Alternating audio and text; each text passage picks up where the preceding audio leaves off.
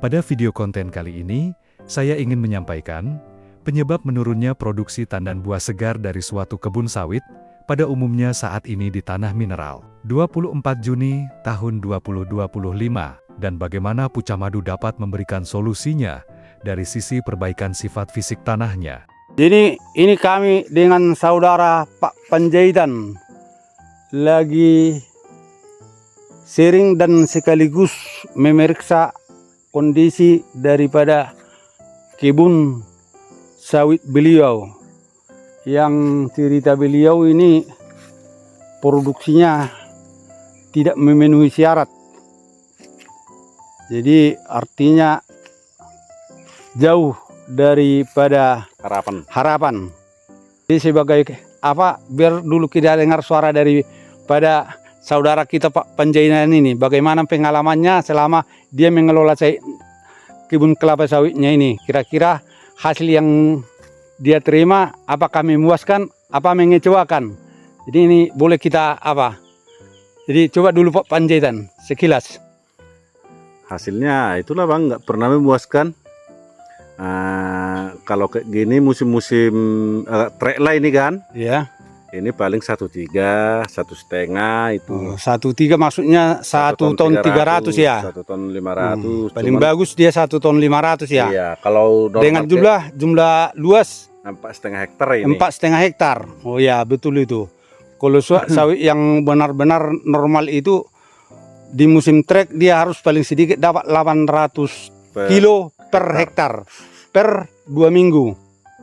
Itulah informasi kita di hari Sabtu.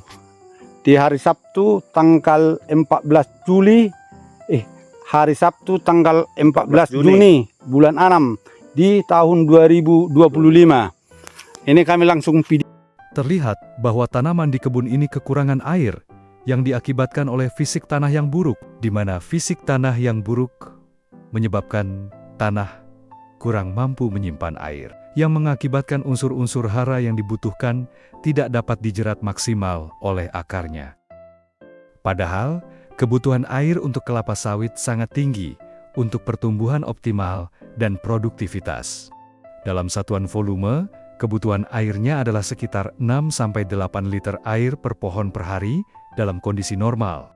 Apabila kekurangan air, maka produksi TBS-nya bisa turun 10-30% atau lebih, di mana dampak penurunan biasanya terlihat 6-9 bulan setelah kekeringan.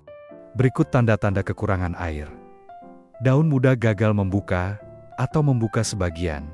Daun layu, menggulung atau menguning dari ujung ke pangkal. Daun menua lebih cepat, dan banyak yang kering atau mati.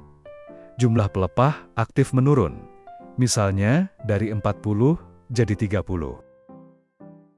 Pertumbuhan lambat atau stagnan, tinggi dan diameter batang tidak bertambah. Jumlah bunga jantan meningkat tajam, pertanda stres, menyebabkan penurunan produktivitas. Abortus bunga-bunga betina, gugur sebelum jadi buah. Jumlah dan bobot TBS turun drastis, efeknya terasa 6-9 bulan setelah kekeringan.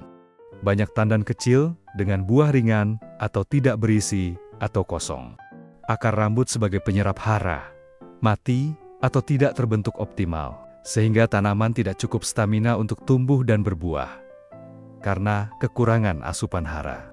Perlu dirawat. Sebenarnya kalau cerita beliau, pemupukannya ini bukan kurang. Bahkan beliau membilang pemupukannya bisa sampai 5 kali 1 tahun. Tapi hasilnya sangat mengecewakan.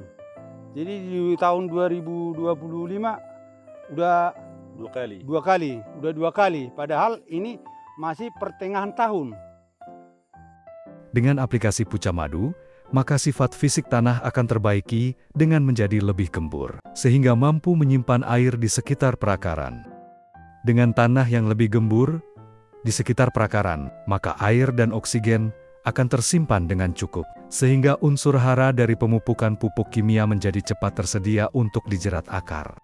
Dengan tanah yang gembur, akar juga akan lebih mudah menembus dan tumbuh untuk mendapatkan air dan nutrisi, sehingga tanaman lebih tahan terhadap cekaman kekurangan air. Jadi hasil daripada pemupukan ini, inilah buktinya yang ada di tempat pengaplikasian. Itu sawitnya tidak pernah berhenti berbuah. Nih lihat saudara-saudara, buahnya besar, keliling. Jadi ini nggak pernah, setelah kita buat pemupukan pucah madu, 6 bulan setelah pemupukannya, buahnya sangat-sangat lebat, dia keliling, dan juga pembungaan berkesinambungan. Inilah yang dibilang jarang gagal bunga. Ini selalu ini kita videokan sebagai bukti perkembangannya. Juga itu kecambahnya sudah tumbuh baru 10 hari, udah merata tumbuhnya.